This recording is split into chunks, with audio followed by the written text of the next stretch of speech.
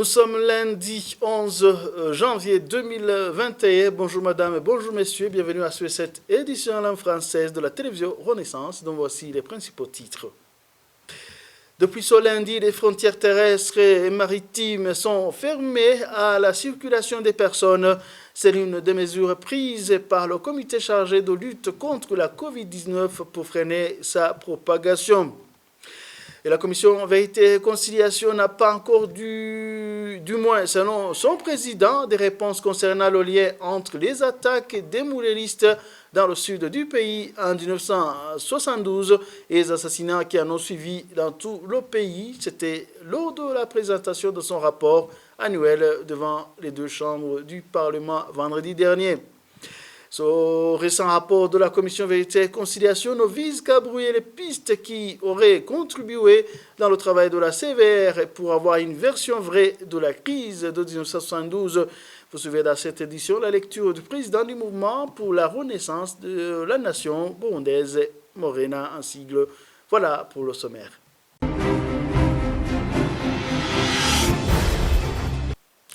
Encore une fois, bienvenue, santé pour démarrer cette édition. Au cours des 7 derniers jours du 3 au 9 janvier 2021, 177 cas positifs à la COVID-19 ont été rapportés sur un total de 5 398 tests réalisés. Selon un rapport de situation sur la réponse à la pandémie sorti ce lundi, les cas positifs notifiés, certains sont des cas de transmission locale et des cas importés qui ont été détectés à l'aéroport international de Bujumbura, au point d'entrée terrestre de Mugina et celui de Kobero.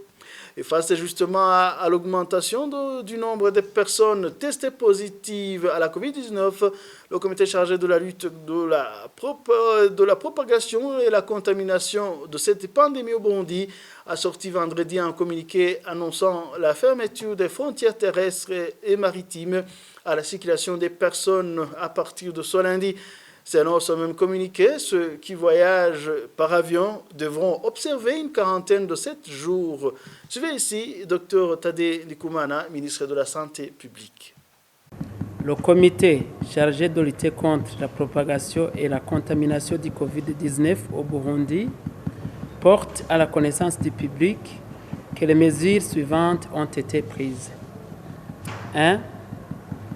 À partir du 11 janvier 2021, toutes les frontières terrestres et maritimes sont fermées à la circulation des personnes, à l'exception de la circulation des marchandises. 2. À partir du 11 janvier 2021, tous les voyageurs à l'arrivée à l'aéroport international Ndadaye Melchior devront se soumettre à une quarantaine obligatoire de 7 jours calendrier. Ceux qui seront testés positifs au Covid-19 seront transférés à l'un des centres de prise en charge pour traitement à leurs frais. 3. Tous les voyageurs à l'arrivée au Burundi devront subir au minimum des tests Covid-19, le premier à la descente de l'avion et le deuxième au 6e jour de la quarantaine. Dès ce lundi 11 janvier 2021, la campagne Ndakira Sinandura kandi Sinandukiza coronavirus sera relancée pour une période de 30 jours. Il est demandé aux habitants de la ville de Bujumbura de se rendre au point de dépistage volontaire qui seront érigés aux endroits habituels. Ce dépistage est gratuit. Les contrevenants aux mesures de quarantaine ou à d'autres mesures prises pour freiner la propagation du virus seront sanctionnés conformément à la loi. Poursuivons cette édition. La Commission Vérité et Réconciliation a présenté vendredi dernier son rapport annuel devant les deux chambres du Parlement. Son président Pierre Claver Ndayicariye a indiqué que la CVR n'a pas encore des réponses concernant le lien entre les attaques des mouléristes dans le sud du pays et les assassinats qui en ont suivi dans tout le pays en 1972. Suivez. Umugwi severo catohoza ingene abiswe murere La commission Vérité et Réconciliation continue ses enquêtes pour comprendre comment les moureristes ont attaqué dans la plaine de Rumongue et Nyanzalak et d'autres attaqués à Vugizo pendant toute une semaine sans que l'armée n'intervienne. Une autre chose, comment après une nuit d'attaque dans le sud, des listes de personnes étaient déjà confectionnées partout dans le pays et les auteurs de ces assassinats étaient certains administratifs et militaires. Dans la plaine de Rumongue et Nyanzalak, certains ont été assassinés et enterrés dans des fosses communes, d'autres dans les forêts et dans le lac Tanganyika et la rivière de Murembwe.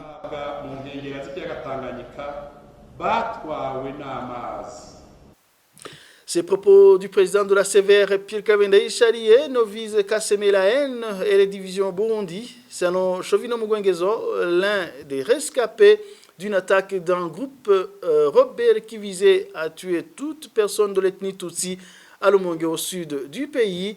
Pour Mugwengezo, ne pas reconnaître cette attaque visant les Tutsis ou la répression aveugle visant les intellectuels Hutus, ça serait une façon de narguer et les victimes suivaient. Moi, je pense que c'est un propos tout à fait déplacé. Cette situation a bel et bien eu lieu parce que de mes propres yeux, j'ai vu des gens tuer les autres. De mes propres yeux, j'ai vu un groupe de gens qui étaient en train de tuer. À commencer par ce qui s'est passé sur le littoral s'étendant de Minago à Nyanzalak. Beaucoup de Tutsis ont été tués et ça c'est une évidence et ce n'est un secret pour personne. Mais on doit également noter qu'il y a eu une revanche où le pouvoir a perpétré un crime de masse en tuant également les Hutus. Donc, à mon avis, je pense que le propos de Ndaï Chalié est un propos qui n'a pas de sens, qui n'a pas d'importance. C'est un propos plutôt de nature à, encore une fois, s'aimer une zizanie entre les ethnies existantes au Burundi, entre la population. C'est comme je ne supporterais pas non plus un propos d'un autre Burundais, fut-il Tutsi, où il dirait que les Hutus n'ont pas été tués. Ils ont été tués, ça c'est une évidence. Mais alors, il faut comprendre que la réaction du pouvoir Michombero a été une réaction très vive, n'a pas bien géré cette crise-là, mais tout de même, on doit remarquer et considérer que l'ethnie Tutsi a été une cible de ces groupes rebelles-là, parce que, comme je le disais, ils s'en sont pris aux gens de l'ethnie Tutsi depuis Minago jusqu'à Nyanzalak. Aujourd'hui, à l'heure actuelle, l'heure n'est pas de vouloir encore une fois semer une zizanie, l'heure n'est pas encore une fois à vouloir instaurer un climat malsain entre les ethnies qui existent chez nous. Je pense que avec les violences qui se sont déroulées dans notre pays depuis plusieurs décennies, je pense que tout Burundi est pris de paix et de cohésion sociale devrait comprendre qu'un tel langage est dépassé et porter un regard sur l'avenir. Qu'est-ce que nous devons faire pour nous développer au lieu de chaque fois perdre notre temps à vouloir se servir des situations qui ont créé des frustrations dans notre pays que de vouloir chaque fois les ramener, les évoquer. Même son de cloche pour le mouvement pour la renaissance de la nation burundaise et Morena. Des témoins oculaires et des documents écrits sont là pour prouver ce qui s'est passé en 1972. Selon Maître Isidore Fikiri, président du Morena, un jour la vérité éclatera sur ce qui s'est passé le jour où le Burundi renouera avec les principes d'un état de droit. Suivez Maître Isidore Fikiri. Je pense que c'est un mensonge grossier de militants. C'est connu, je peux l'affirmer. Le massacre de 72 a quand même été lancé par des insurgés Hutus qui venaient de Tanzanie. C'est clair. Là, on peut s'obstiner à nier les faits, à nier les faits. Les faits ne se nient pas, les faits restent les faits.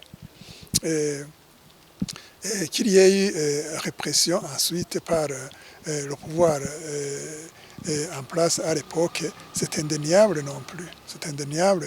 Et maintenant, comment la répression a eu lieu, dans quelles proportions, il ne m'appartient pas de le dire, il appartiendra à des organes habilités, compétents, qui auront le temps de le dire. Et pour le reste, je déplore en tant que Burundais, comme les sentiments et les émotions politiciens dans la rédaction et la confection d'un tel rapport qui se veut être un rapport de vérité.